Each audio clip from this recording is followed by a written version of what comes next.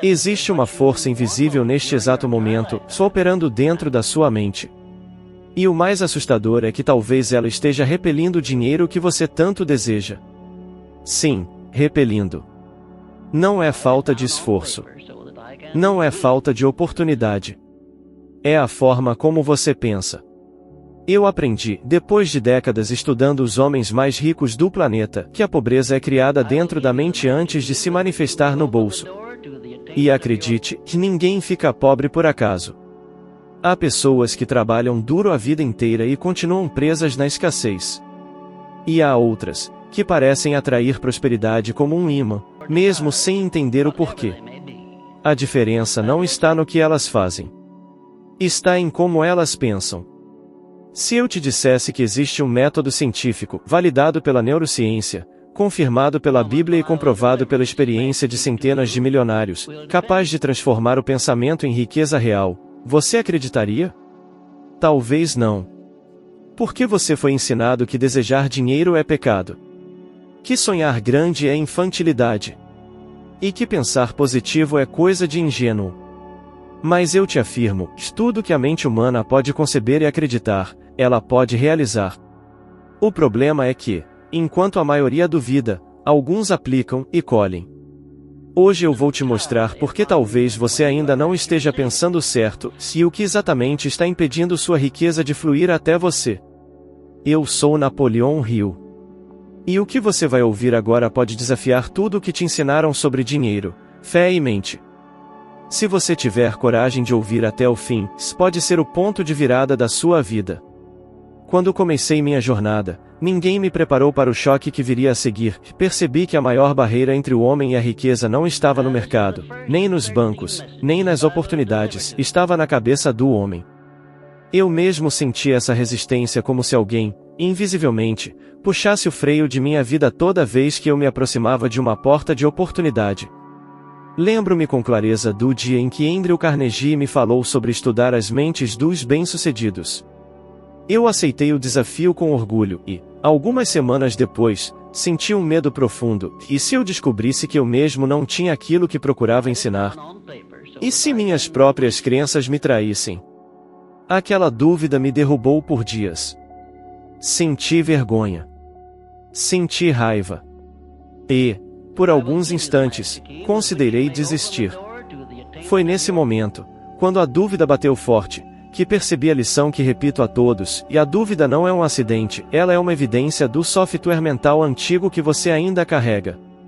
O primeiro princípio que quero que você absorva agora é simples e brutal: seus pensamentos repetidos são estradas neurais. Pense uma tristeza com frequência e você pavimenta a estrada da pobreza. Pense repetidamente em oportunidades e você constrói uma autoestrada de abundância. A neurociência moderna dá nome a isso, neuroplasticidade, e prova que cada repetição altera fisicamente o cérebro. Não é misticismo, é mecânica. Pergunto-lhe, quantas vezes hoje você imaginou a conta sem pagar, o chefe bravo, a pobreza eterna? Se for honesto, a maioria das mentes roda esse filme centenas de vezes por semana. E essas repetições são sementes. Onde você tem plantado? Quando falo em reprogramação, não estou brincando com frases vazias. Há um método prático, comprovado na prática por todos os grandes realizadores que estudei: Andrew Carnegie, Henry Ford, Thomas Edison, e que eu mesmo usei nos piores momentos: que autossugestão com emoção mais visualização detalhada mais ação disciplinada. Vou te ensinar como aplicar isso hoje, agora, em linguagem clara, com exemplo prático para a sua vida comum.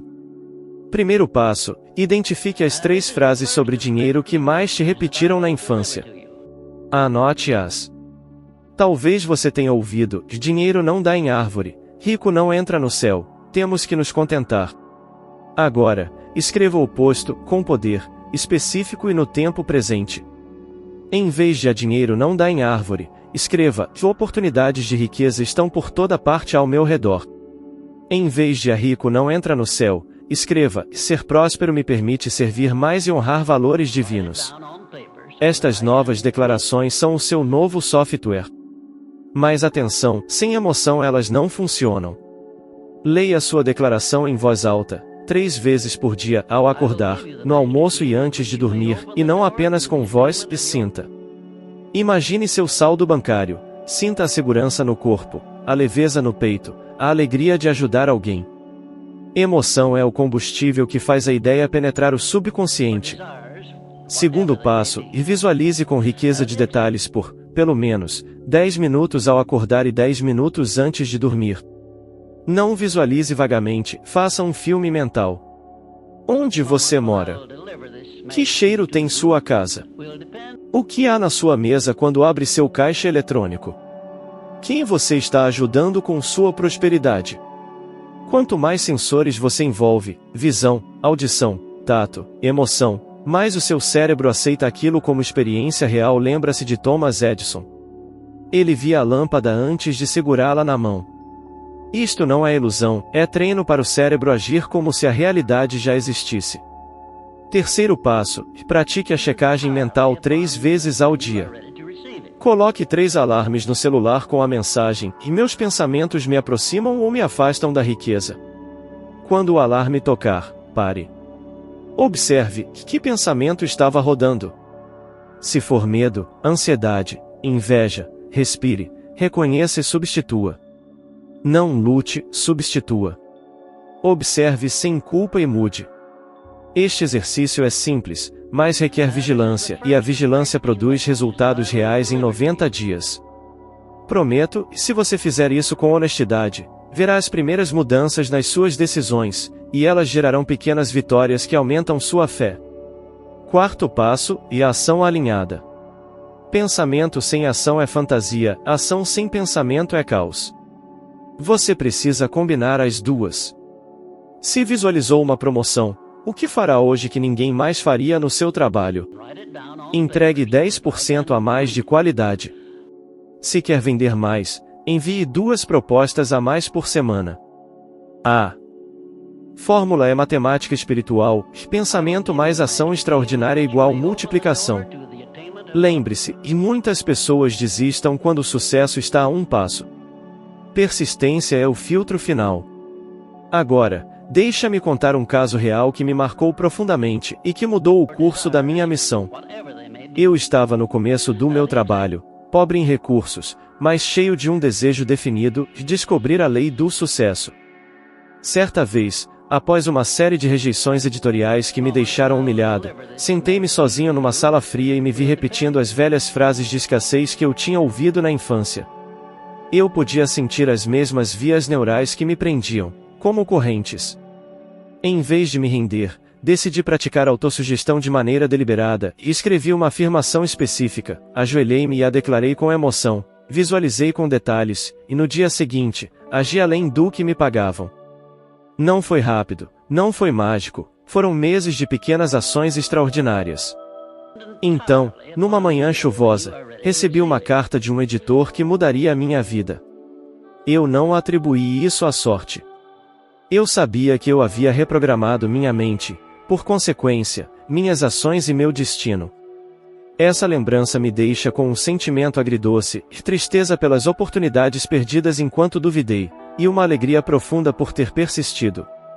A emoção que isso gera em mim hoje é gratidão, e é essa gratidão que quero que você experimente ao praticar. Você pode pensar, e isso é muito espiritual, funciona na prática? Deixe-me dar exemplos contemporâneos. Henry Ford desenhou em sua mente a linha de produção, Edison visualizou a lâmpada, Carnegie pensou em impérios de aço. Esses homens não apenas sonharam, criaram rotinas mentais e ações que materializaram seus sonhos. Quando a mente e o comportamento alinham-se, sincronicidades aparecem, pessoas aparecem na hora certa, oportunidades batem à porta, ideias surgem. Não é sorte, é ressonância. E quanto aos medos que você carrega? Medo de falhar, medo do julgamento, culpa por desejar mais. Eu os enfrento com uma pergunta que uso sempre: sua fé é maior que seus medos financeiros? Se a resposta for não, você tem trabalho a fazer. Comece substituindo pequenas dúvidas por afirmações de fé e ação por 90 dias. Se você pensa, e se eu fracassar, lembre-se de Edison, e milhares de tentativas não eram falhas, eram descobertas. Não deixe a impaciência matar sua semente. Antes de seguir, deixe um desafio prático, curto e absoluto. Pelas próximas 7 manhãs, acorde 10 minutos mais cedo. Durante esses 10 minutos, faça 2 minutos de respiração para acalmar a ansiedade, 5 minutos de visualização detalhada, seu dia perfeito financeiro, e 3 repetições em voz alta da sua afirmação personalizada, sentindo-a. Coloque um alarme às 11 horas com a pergunta: meus pensamentos me aproximam da riqueza, e repita a checagem no fim do dia. Faça isso por 7 dias e me diga o que mudou. Não precisa ser perfeito. Precisa ser persistente. A pequena disciplina de hoje torna possível a grande colheita de amanhã. Este é o cerne do primeiro tópico: controlar o fluxo dos seus pensamentos, reescrever as crenças herdadas, usar autossugestão com emoção, visualizar com detalhes e alinhar ações extraordinárias. Comece com passos claros, honestos e repetidos. Se eu conseguir reescrever minha vida, partindo da dúvida profunda até conduzir estudos sobre as maiores mentes do meu tempo, você também pode. Pergunta final: você vai continuar rodando o mesmo filme negativo ou vai escolher, deliberadamente, escrever outro roteiro? Houve um momento, e posso sentir ainda o amargor daquela lembrança, em que eu percebi que não era apenas a minha mente que precisava ser reprogramada, era todo o meu ambiente. Eu estava cercado por vozes que diminuíam sonhos, por sorrisos que escondiam ceticismo, por conselhos bem-intencionados que me empurravam para a mediocridade. Você já esteve assim? Já falou sobre uma ideia e ouviu isso não vai dar certo como se fosse sentença? Essa atmosfera envenena lentamente a melhor intenção do homem. A segunda grande verdade que quero que você incorpore agora é esta: e a sua prosperidade é diretamente proporcional à qualidade das mentes com quem você convive. Não é bonito, não é moralista, é matemático. A influência social molda decisões, hábitos e até a coragem de persistir. Se você anda com 5 pessoas que vivem com medo, em escassez, você, inevitavelmente, terá pensamentos, palavras e ações que se alinham a esse padrão. Por outro lado, cercar-se de mentes que pensam grande amplia sua visão e multiplica suas chances de ação ousada. Pergunto-lhe: com quem você tem compartilhado seus planos? Com quem você se sente menor depois de conversar? Liste essas pessoas agora, mentalmente. Essa lista revela seu nível de prosperidade possível. Eu experimentei isso na pele. No início da minha carreira, havia colegas que entusiasmavam-se em reduzir minhas ideias à filosofia vazia. Em jantares, preferiam comentar tragédias econômicas do que possibilidades. Eu senti minhas convicções esmorecerem. Foi doloroso. Lembro de noites em que questionava meu próprio valor, sentindo uma tristeza profunda e quase fiz a escolha mais fácil: silenciar o desejo. Mas algo me reteve, uma inquietação que dizia que eu poderia encontrar aliados, não apenas críticos. Então fiz uma escolha deliberada, reduzi o tempo com aqueles que me puxavam para baixo e busquei 2, depois 3, depois mais pessoas que pensavam diferente, práticas, curiosas, corajosas. Criamos encontros curtos, objetivos, partilhávamos metas, trocávamos recursos, cobrávamos resultados. Não foi romance, foi aliança estratégica. A emoção que senti nessa mudança foi coragem renovada, e com ela vieram maiores ações, e finalmente, resultados. Se hoje eu tivesse que associar uma cor a essa memória, seria um vermelho vivo de energia, não o cinza da dúvida. Como você cria essa proteção mental prática? Primeiro, faça um inventário honesto das 5 pessoas que mais influenciam seu dia. Se, ao final desse inventário, percebe que a média delas é medo e conformismo, então você já sabe o que precisa mudar. Segundo, limite exposição, e isso pode significar reduzir conversas sobre dinheiro com parentes que zombam das suas ambições, silenciar grupos que adoram lamentar a economia ou mudar o conteúdo que consome. Lembra-se, o seu ambiente mental é tão importante quanto os pensamentos que você cultiva. Terceiro passo prático: forme uma aliança de 2 a 5 pessoas, não mais, não menos, que estejam comprometidas com progresso mútuo. Reúnam-se semanalmente, mesmo que seja por 15 minutos. Compartilhem objetivos concretos, exponham falhas, celebrem vitórias. Estabeleçam regras, sem críticas destrutivas, apenas perguntas que impulsionem solução, sem inveja, só responsabilidade. Isso é um mastermind, e não é rede de contatos rasa, é um instrumento para fortificar fé e alinhar ações. E se você não tem pessoas ao redor agora? Procure um livro, um curso, um mentor, qualquer fonte que eleve sua frequência mental. Não subestime a força de um mentor que te conhece e acredita. Quarto, proteja sua mente como você protegeria seu lar.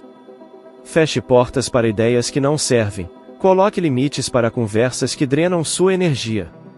Se alguém entra na sua presença e, ao sair, você sente aflição e dúvida, você permitiu uma contaminação mental. Isso exige disciplina e, às vezes, coragem para afastar pessoas queridas que não compartilham de sua visão.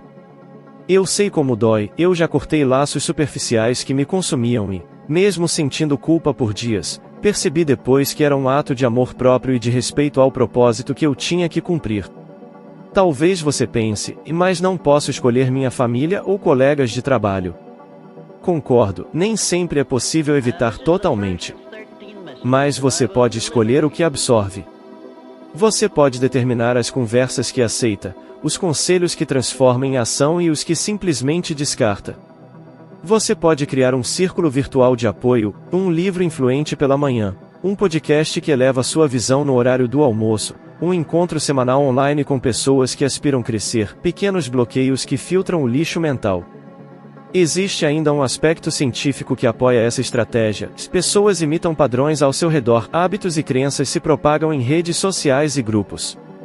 Não é misticismo, é comportamento humano comprovado. Quando um grupo valoriza economia, educação e iniciativa, seus membros tendem a adotar comportamentos que geram melhor bem-estar e resultados financeiros. Quando o grupo valoriza queixas e vitimização, o mesmo sucede inversamente. Você está sendo moldado pelo campo social assim como o ferro é moldado pelo imã. Escolha seu imã. Agora, deixe-me contar outra lembrança verdadeira, desta vez, uma mistura de vergonha e aprendizado que ainda me corrói nas noites de silêncio. Em uma temporada de campanhas e palestras, eu aceitei a companhia de um homem que se dizia realista e, em seus comentários públicos, ridicularizava meus métodos. No início, eu ri com os outros, senti um prazer passageiro por ser aceito. Com o tempo, contudo, percebi que sua presença puxava minha fala para baixo, como se eu me adequasse ao tom cínico para não parecer arrogante. Perdi oportunidades. Perdi convicção. Um dia, num encontro com potenciais apoiadores, senti-me mudo. Era vergonha, uma mistura de arrependimento e tristeza por ter permitido que o outro definisse minha voz. A lição?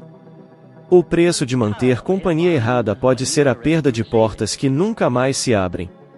A emoção ficou amarga, mas serviu de combustível para uma decisão firme. Reestruturei meus círculos. Troquei cynics por pessoas que pensavam diferente. A reação foi imediata, mais clareza, mais coragem, mais ação. A tristeza transformou-se em determinação. Você pode se perguntar, e isso não sou egoísta? Talvez, se você interpretar proteger sua mente como rejeitar pessoas. Mas não é egoísmo, é preservação de sua capacidade de servir mais e melhor. Se você se deixa demolir por vozes negativas, perde a oportunidade de ser útil ao próximo. Protegendo sua mente, você preserva sua capacidade de contribuir. Essa é a ética do Mastermind. Por fim, desafio simples, e esta semana, faça o inventário das 5 pessoas, escreva ao lado de cada nome se, após conversar com elas, você se sente energizado, neutro ou drenado. Para 3 pessoas que drenam, crie um plano mínimo de proteção, reduzir contato, mudar temas de conversa ou inserir limites claros. Para 2 que energizam, agende um encontro, uma chamada curta de 15 minutos, para discutir metas semanais. Faça isso. Marque no seu calendário. Experimente por 30 dias. Se a sua vibração subir, se sua ação aumentar, você sentirá que o ambiente emocional não é detalhe, é alavanca. Controlar o ambiente não é manipular pessoas, é decidir conscientemente o tipo de influência que você permite dentro do seu templo mental. Quem governa sua mente governa sua fortuna. Quem governa suas associações governa a velocidade da sua ascensão. Você escolherá calcificar sua vida nas pedras do conformismo, ou construir pontes com mãos que escrevem destinos maiores? Há um momento em que toda pessoa, por mais disciplinada que seja, enfrenta a força mais sorrateira e destrutiva que já encontrei em minha própria jornada, e a dúvida. Ela não chega com alarde. Ela se infiltra devagar, vestida de razão, com argumentos aparentemente sensatos. E se nada disso funcionar? E se for perda de tempo? E se eu estiver me iludindo? Eu mesmo ouvi essas vozes, não do mundo, mas da minha própria mente. Foi depois de anos de estudo, de observar a vida dos mais prósperos, que percebi o que essa dúvida realmente é, a manifestação mental do medo. E esse medo tem muitos disfarces: medo de falhar, medo de ser ridicularizado, medo de não merecer. Quando analisei as mentes de centenas de homens e mulheres bem-sucedidos, percebi que nenhum deles nasceu sem medo. Todos o sentiram. A diferença é que eles o transformaram em combustível. É aqui que entra o terceiro princípio, aquele que separa os que apenas sonham dos que realizam: fé ativa. Não uma fé cega, passiva, que espera milagres. Mas uma fé que é construída, cultivada, exercitada, até se tornar certeza mental. Eu aprendi que fé é o domínio consciente da mente sobre a dúvida. É quando você cria evidência interna antes de ver qualquer evidência externa. Em certo período de minha vida, eu estava escrevendo um capítulo de um livro que hoje é conhecido no mundo todo. Eu o escrevia num quarto simples, com uma lâmpada fraca, e a cada página que terminava, a voz interna dizia que ninguém vai acreditar nisso. Você está perdendo seu tempo.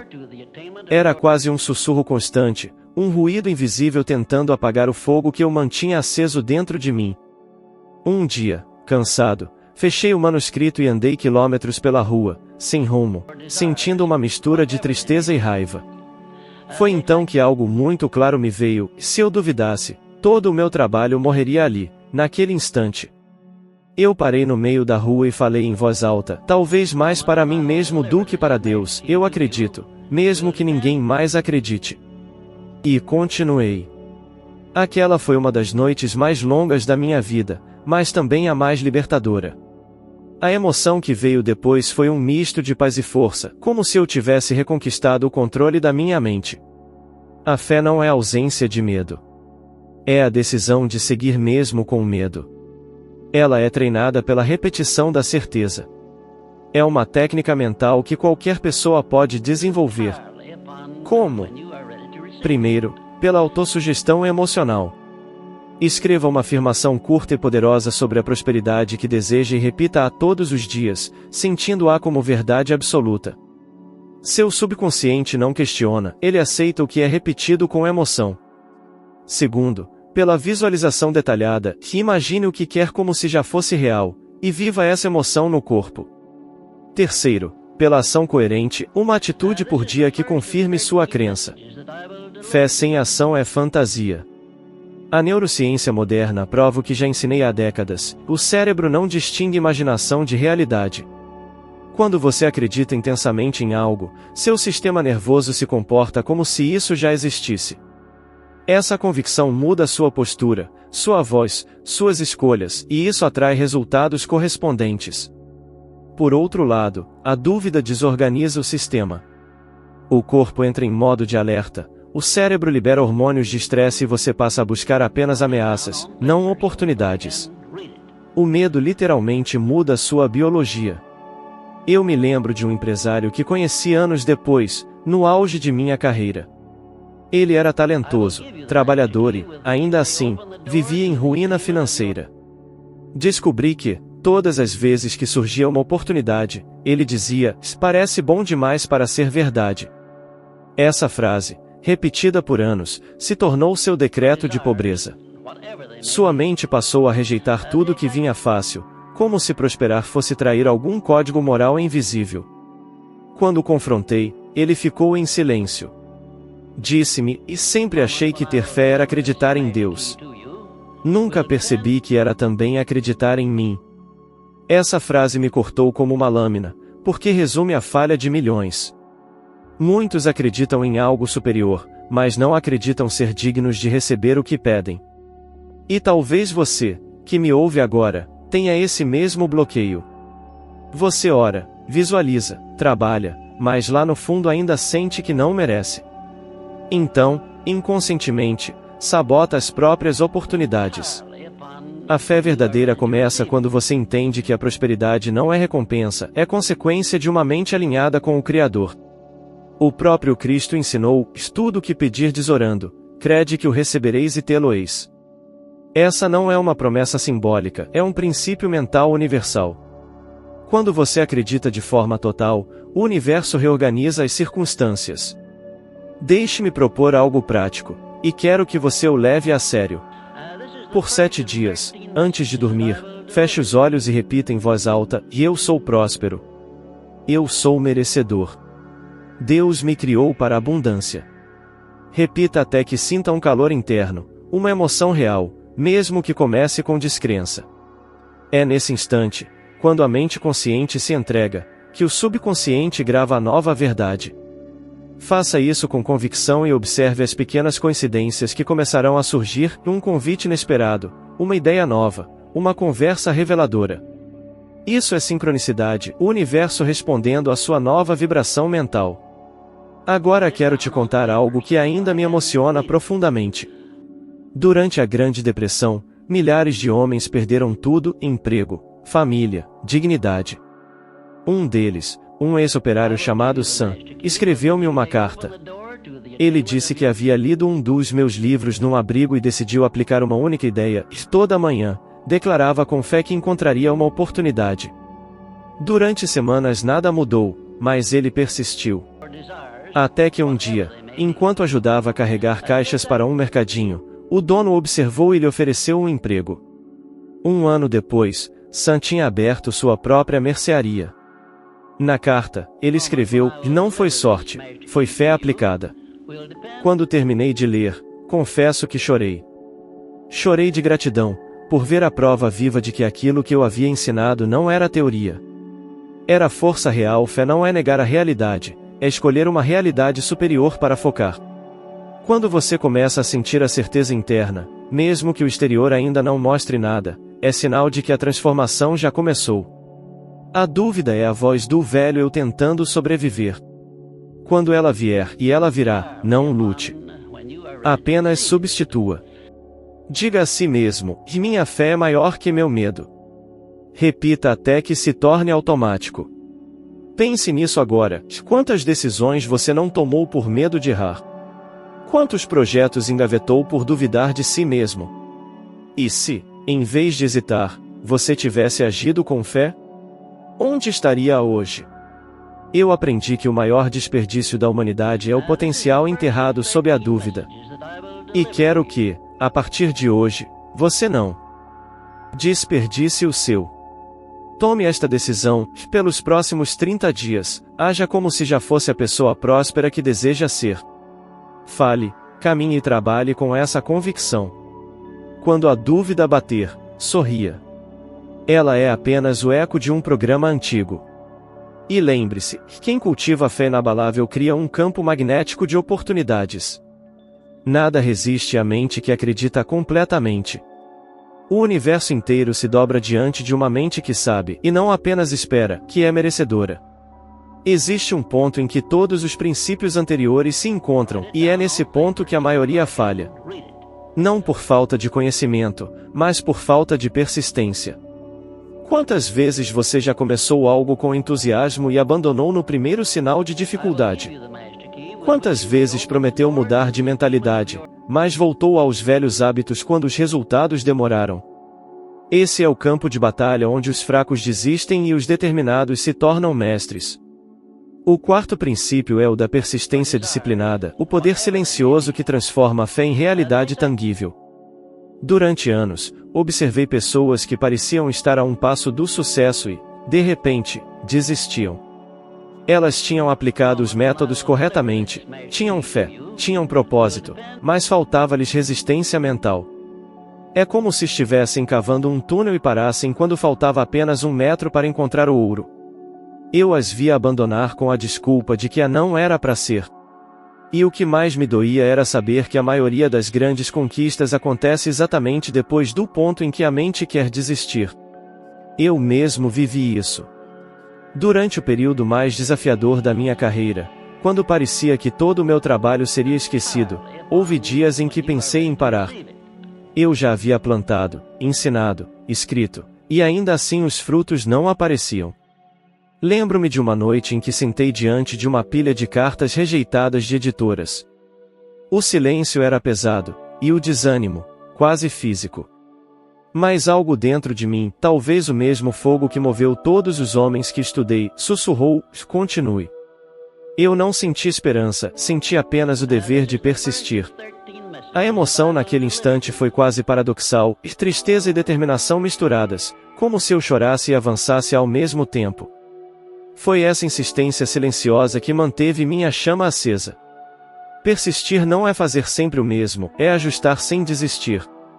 É entender que o tempo entre a semente e a colheita é um período de prova. O universo testa a sinceridade da sua fé. É nessa fase que muitos confundem silêncio com fracasso. Mas o silêncio é apenas o som da preparação invisível. O solo precisa tempo para germinar o que você plantou. E a mente, tempo para alinhar-se totalmente à nova vibração. A ciência moderna explica que o cérebro precisa de, no mínimo, 90 dias de repetição consistente para consolidar novos padrões mentais. Isso significa que, ao começar a reprogramar seus pensamentos, você está literalmente reconstruindo conexões neurais. Se interromper antes desse período, é como interromper a formação de um novo músculo. Por isso, sempre repito, que 90 dias de prática constante podem determinar os próximos 90 anos da sua vida. Pense na persistência como martelar uma grande pedra. Na primeira pancada, nada acontece. Na 10ª, continua igual. Na 50ª, nenhuma rachadura. Mas, na 100ª pancada, a pedra se divide ao meio. Não foi o último golpe que quebrou a rocha, foram todos os anteriores, acumulados. Assim é com sua mente. Cada pensamento positivo, cada ato de fé, cada pequena ação é uma pancada na pedra da resistência interna. E um dia, de repente, tudo muda.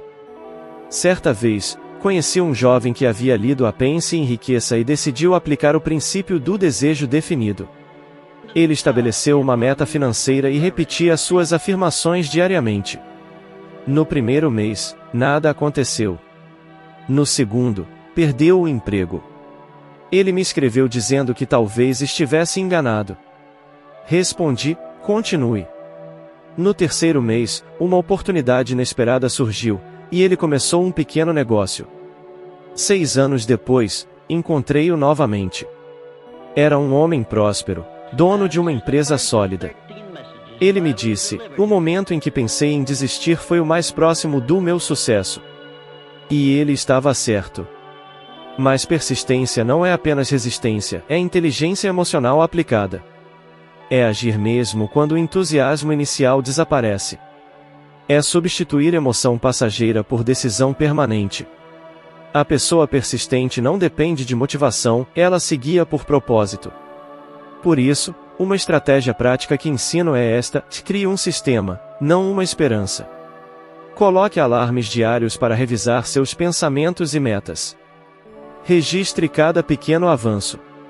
E quando sentir vontade de desistir, releia suas anotações para lembrar-se de quanto já avançou. Isso é prova concreta de progresso, mesmo quando o resultado final ainda não aparece. Eu lembro de Thomas Edison, que tentou milhares de vezes encontrar o filamento certo para a lâmpada. Quando lhe perguntaram como suportava tantos fracassos, ele respondeu: e eu não falhei. Descobri 10.000 maneiras que não funcionam. Essa frase me marcou profundamente. Edison não via o erro como fim, mas como dado. Ele transformou a persistência em método. E veja, a lâmpada que você acende hoje é fruto direto dessa insistência inabalável. O mesmo vale para você. Se está aplicando os princípios da fé, da autossugestão e da mentalidade positiva, mas ainda não vê resultados, não mude o destino, ajuste a rota. Analise suas ações, refine sua estratégia, mas não abandone a jornada. A desistência é sempre prematura, porque você nunca sabe o quão perto está de vencer. A emoção que quero despertar em você agora é a esperança firme, não aquela esperança frágil que depende das circunstâncias, mas a esperança madura de quem sabe que plantar e cuidar é suficiente para colher. Talvez hoje o solo pareça seco, mas a semente está viva. Talvez nada floresça à vista, mas o movimento já começou debaixo da terra. E quando você menos esperar, o primeiro broto aparecerá. Deixo aqui um desafio que já fiz a mim mesmo e que transformou minha forma de pensar. Escolha uma meta clara e comprometa-se a agir em direção a ela todos os dias, por 90 dias seguidos, sem pular um único dia. Pode ser uma meta financeira, um novo hábito, uma mudança de mentalidade. O que importa é a constância. Crie um diário e anote: hoje avancei. Mesmo que o avanço pareça pequeno, registre. Ao final desses 90 dias, você perceberá algo poderoso, e a mente disciplinada cria uma força que nenhuma circunstância pode deter. Persistir é a arte de continuar quando o mundo se cala. É quando o eco da dúvida tenta te convencer de que nada vale a pena. Mas é também o momento em que o universo observa para saber se você está pronto para receber o que pediu. Quando a tentação de desistir surgir, lembre-se que é apenas o teste final. Continue mais um pouco. Caminhe mais um passo. Diga a si mesmo que eu não vou parar até conquistar. Eu aprendi que a vida sempre recompensa a mente perseverante. A fé cria o plano, o pensamento positivo o alimenta, mas é a persistência que o concretiza. Você pode não controlar o tempo, mas controla a decisão de não desistir. E, quando tudo parecer imóvel, continue, porque talvez seja exatamente aí, nesse instante de silêncio, que o milagre já começou a se mover a seu favor. Se existe uma única verdade que eu gostaria que você levasse daqui, é esta, e a sua mente é o verdadeiro campo onde a riqueza nasce ou morre. Tudo o que você possui, tudo o que vive, é reflexo direto do que você permite crescer dentro dela. Pensar certo não é um ato ocasional, é um compromisso diário com a prosperidade, com a fé, com o propósito. Quando você domina seus pensamentos, domina seu destino. E lembre-se, a mudança não acontece de um salto, mas de um passo consciente, dado todos os dias. É a soma de pequenos pensamentos, emoções e ações que constrói o império da sua vida. Você já começou essa transformação mental, e o simples fato de estar aqui me ouvindo é prova disso. Agora, eu quero que você continue avançando. O próximo vídeo que está aparecendo na tela vai te levar a subir mais um degrau nessa escada de sabedoria, um degrau que vai te aproximar ainda mais da pessoa que você nasceu para ser. Permita-se evoluir 1% a mais hoje do que ontem. Eu agradeço por ter caminhado comigo até aqui. A sua presença é o que dá sentido a cada palavra que compartilho. Continue comigo nessa jornada de crescimento, e eu te espero, de coração aberto, no próximo vídeo.